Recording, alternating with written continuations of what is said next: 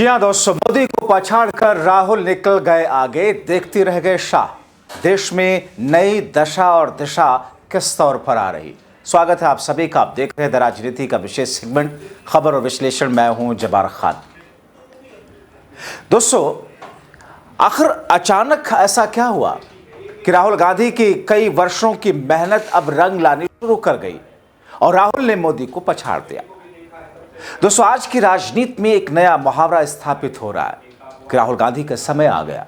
कुछ लोग ये भी कहते हैं कि समय तो मोदी का आया था, राहुल गांधी का तो दौर आएगा।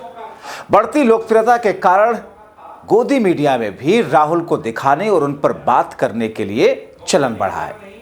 जिस सोशल मीडिया के दम पर नरेंद्र मोदी सत्ता में दाखिल हुए थे, उसी सोशल मीडिया पर राहुल गांधी ने नरेंद्र मोदी को बुरी तरीके से मात दी। हाँ, ये एक फर्क जरूर है कि नरेंद्र मोदी की इमेज पीआर कंपनियों के जरिए बनाई गई थी, जबकि राहुल गांधी ने अपने जीवन संघर्ष, सच्चाई, गंभीरता और जन पक्षधरता से जननायक की छवि हासिल की। आज राहुल गांधी का क्रेज हर समाज और वर्ग में। बच्चों को दुलारते, उनसे बतियाते राहुल गांधी के वीडियो सोशल मीडिया पर धूम मचा रहे। सहज और निश्चल वात्सल्य भाव से भरे हुए ये वीडियो देखकर लोग रोमांचित और भाव विह्वल हो जाते हैं। नौजवानों की शिक्षा और नौकरी की उम्मीदों का एकमात्र केंद्र राहुल गांधी बन चुके हैं। महिलाओं के लिए राहुल गांधी भाई और बेटे की तरह विश्वसनीय हैं। दलितों के लिए तो राहुल गांधी मसीहा बन चुके हैं। दोस्तों, अगर ये पूछा जाए कि समूचे देश में दलितों का नेता कौन है, तो पत्रकारों से लेकर बुद्धिजीवियों और जन सामान्य की सिर्फ एक नाम होगा, और वो राहुल। आपने इसकी बानगी देखी थी जब उत्तर प्रदेश के रायबरेली में एक घटना हुई और वहां पर किस तरीके से एक दलित वर्ग के व्यक्ति को मारा जा रहा था। मारने वाले खुद को बाबा के लोग बता रहे थे। तो उस व्यक्ति जिसकी जीवन लीला समाप्त हो रही थी, उस शख्स के मुंह पर राहुल का नाम था। दोस्तों, राहुल उस दलित नौजवान के आखिरी सांसों पर दर्ज राहुल गांधी का नाम चीख चीख करके कह रहा था कि आज दलितों के लिए न्याय की अंतिम आवाज राहुल गांधी हैं। जिस समय ये वीडियो आया, बाबा वालों के बर्बरता देख करके पूरा देश थर्रा उठा था। उस समय राहुल गांधी कोलंबिया में थे और उन्होंने तत्काल हरिओम के परिजनों से बात की, सांत्वना दी और न्याय का भरोसा दिलाया था। विदेश से वापस आते ही राहुल गांधी रायबरेली पहुंचे थे। आप देख लीजिए दोस्तों, उठा करके आरक्षण, शिक्षा, सरकारी नौकरियों जैसे मुद्दों की बात राहुल कर रहे हैं। अलबत्ता सबसे बड़ी बात यह कि वो खुलकर मनुस्मृति और मनुवादी मानसिकता पर हमला कर रहे हैं। याद कीजिए, ये वही भाषा है जिसे कभी मान्यवर काशीराम बोला करते थे। पूरी बौद्धिकता और संवेदनशीलता के साथ राहुल गांधी आज दलितों के अधिकारों के लिए लड़ रहे हैं। इसके लिए सवर्ण संघियों के निशाने पर तो ही है। अपनी पार्टी के भीतर भी उन्हें सामंती सवर्णों के कोपभाजन का शिकार होना पड़ रहा है। 19वीं शताब्दी में अमेरिका में अश्वेतों के मानवाधिकारों के लिए जो लड़ाई अब्राहम लिंकन ने लड़ी, वही लड़ाई आज राहुल गांधी दलितों के संवैधानिक अधिकारों के लिए लड़ रहे हैं। मगर राहुल के सामने चुनौतियां भी कई हैं। इस साल केरला, असम, पश्चिम बंगाल, तमिलनाडु, पुडुचेरी जहां पर चुनाव है। नए साल के इस चुनावी मुकाबले में राज्यों में राजनीतिक दलों के सामने अलग समीकरण और चुनौतियां हैं। चुनाव के नतीजे चाहे जो भी हों, लेकिन राष्ट्रीय राजनीति पर इसका कोई असर नहीं पड़ेगा। फिर भी इन चुनाव के नतीजों में कुछ ऐसी बातें हैं जिसका लोगों को इंतजार होगा। केरला, तमिलनाडु और बंगाल, ये तीनों ऐसे राज्य हैं जहां कभी कमल नहीं खिला। बीजेपी बंगाल में पूरा जोर लगा रही है। इनमें से किसी भी राज्य में बीजेपी की जीत बड़े मायने रखती है। वही विपक्षी दलों के सामने बड़ी चुनौतियां हैं। ममता बनर्जी को जहां बंगाल तो वहीं वाम दल को केरला की चिंता है। एक के बाद एक, कई हार के बाद राहुल गांधी के सामने कई बड़ी चुनौतियां। दोस्तों, 2026 में बीजेपी के लिए सबसे बड़ी चुनौती पश्चिम बंगाल विधानसभा चुनाव जीतना है। केंद्रीय गृह मंत्री अमित शाह ने 30 दिसंबर को दावा किया कि बीजेपी आगामी चुनाव में 2/3 बहुमत से जीत हासिल करके ममता बनर्जी सरकार को सत्ता से बेदखल कर देगी। बीजेपी प्रमुख चुनाव रणनीतिकार ने भ्रष्टाचार, कुशासन और घुसपैठियों के मुद्दे को उठाते हुए सत्तारूढ़ टीएमसी पर हमला किया। पश्चिम बंगाल में पिछले विधानसभा चुनाव में बीजेपी मुख्य विपक्षी दल बनकर के उभरे। वाम दल और कांग्रेस को काफी पीछे कर दिया। लेकिन राजनीतिक विश्लेषकों का मानना है कि सत्तारूढ़ टीएमसी आज भी राज्य में एक प्रभावशाली राजनीतिक शक्ति बनी है। राजनीतिक विश्लेषकों का मानना है कि तमिलनाडु और केरला दोनों ही राज्य बीजेपी के लिए अभी भी एक कठिन चुनौती बने हैं। बीजेपी ने केरला में नगर निगम चुनाव में अपनी सफलता से उपस्थिति दर्ज कराई और आगामी विधानसभा चुनाव में इस सफलता को आगे बढ़ाते हुए लाभ अर्जित करने की उम्मीद कर रही है।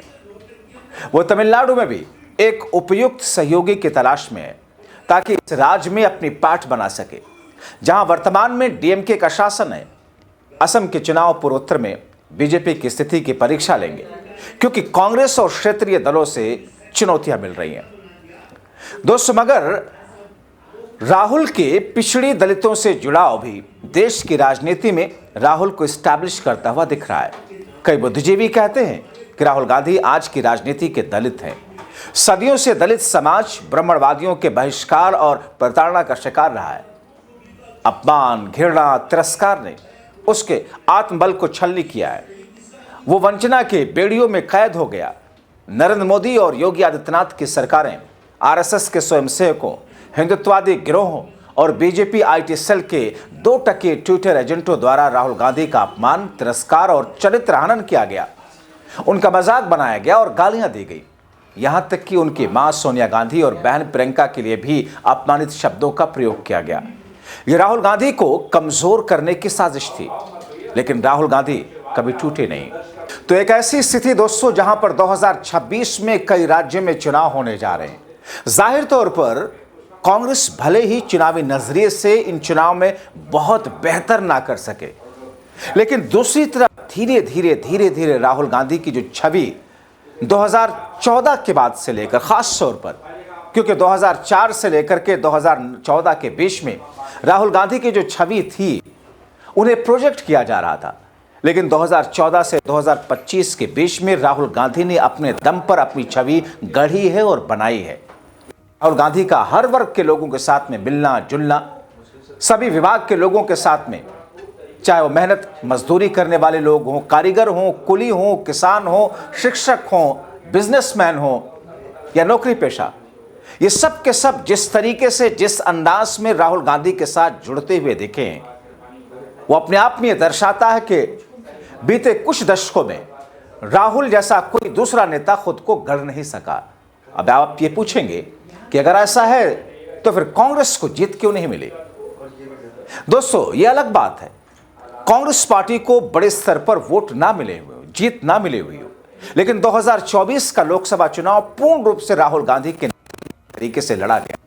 भले ही पार्टी के कांग्रेस के राष्ट्रीय अध्यक्ष मल्लिकार्जुन खड़गे रहे हों, लेकिन राहुल गांधी ने अपनी सूझबूझ के साथ में विपक्षी पार्टियों के साथ में कोलैबोरेशन करके जिस तरीके से, जिस अंदाज में उस चुनाव में उतरे और जिस तरीके से पिछड़ों, दलितों, अल्पसंख्यकों के नसों को छुआ, वो कहीं ना कहीं चुनावी नतीजे की शक्ल में बीजेपी के सामने एक करारे तमाचे की तरह है। तो फिर एक ऐसी स्थिति, जिस स्थिति में भारतीय जनता पार्टी को अपनी बनी बनाई चुनावी साख को बचाने का चैलेंज और चुस्की चुनौती है।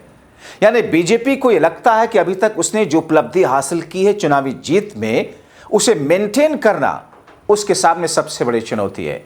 तो राहुल गांधी ने जिन चुनौतियों से पार पाया, मोदी, शाह जैसे मजबूत सत्ता पक्ष से, मजबूत लीडर से टकरा करके जिस तरीके से खुद को उन्होंने गढ़ा है, इसीलिए अब अलग अलग तरह की बातें, अलग अलग तरह की चर्चाएं देश में हो रही है। और खास तौर पर राष्ट्र और अंतर्राष्ट्रीय स्तर पर जो बुद्धिजीवी है, जो पॉलिटिकल एक्सपर्ट है, जो इन तमाम चीज़ों का विश्लेषण करते हैं, उनकी नज़र में राहुल गांधी ने खुद को गढ़ करके एक ऐसी स्थिति में ला करके खड़ा किया है जहां पर उस हिसाब से अगर देखा जाए तो फिर मोदी और शाह शायद उनके सामने बौने नजर आते हों।